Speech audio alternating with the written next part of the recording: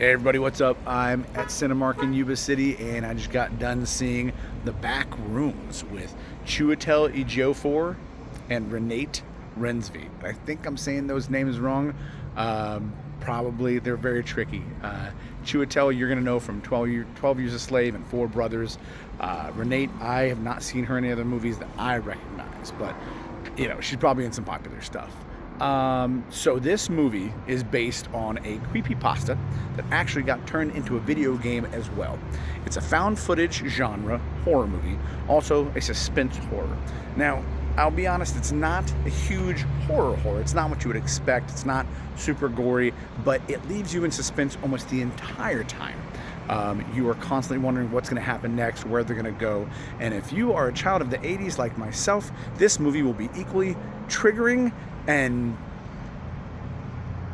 weird at the same time. The Backrooms, this movie takes place, what we can tell, I'm pretty sure, is early 80s, maybe. It's after the 70s, but it's very, you can tell the style, the surroundings, the colors is very old, and they make it very apparent. So I'm not entirely sure why they went that route, but it really does help. If you grew up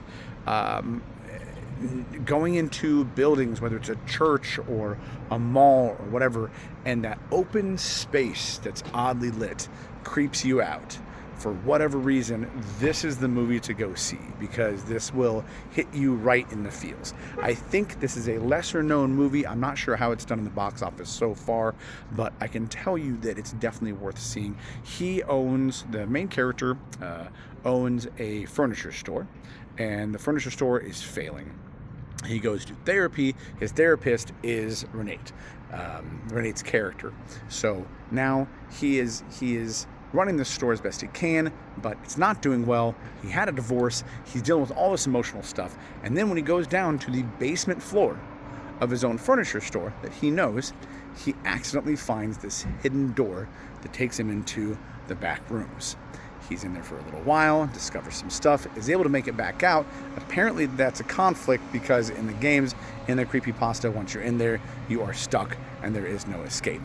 But I never played the video games, so I'm okay with that kind of being a bit of a conflict. Either way, I think it helped. He has to then run from this hidden entity. You don't see who the bad guy is for a long time, but you know that people in the back rooms are being observed, and that makes it super creepy. Sorry for the engine in the background there. So there are these scientists observing from a screen that you see in the beginning. I'm not really giving anything away. That is in very shortly in the beginning of the movie, first few minutes really. So you'll find that out pretty quickly.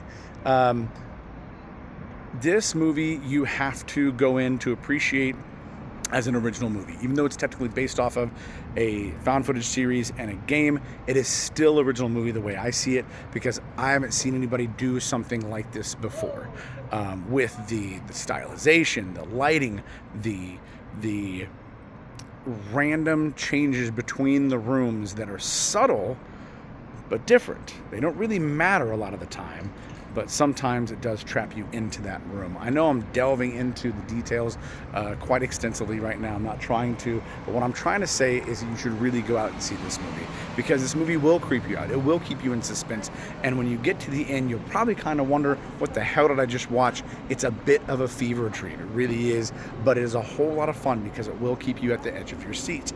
And again, if you were a child who grew up being creeped out by certain lighting, certain rooms, certain atmospheres, this will get to you a little bit. At the very least, it'll keep your attention.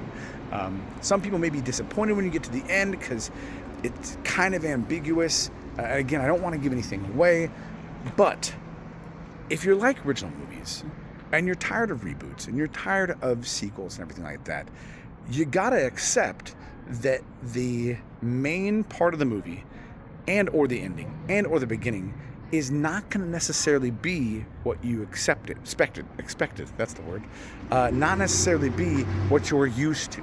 You have to let go of some of your expectations and go, I'm going to enjoy this movie for what it is. That being said, I highly recommend this movie. Once again, please get out there and see it. It's a new release. I know I'm a few days late. I think it came out last week, actually, so I'm running behind on this one. There's a couple more I'm going to get you soon as well, because they are out or they are coming out, and I don't want to miss out on reviews for those, and I don't want you guys to miss out on good movies. So, again, this was a lot of fun. Don't worry about playing the video games ahead of time. Go into it with an open mind, open eyes, leave all your expectations behind, and just enjoy it for a suspense horror movie, okay? Have fun. Keep your popcorn buttery. Keep that soda full. You're not going to want to miss a thing in this movie. So keep those things. Don't leave the theater. Go pee beforehand. All right? Love you guys. Take it easy.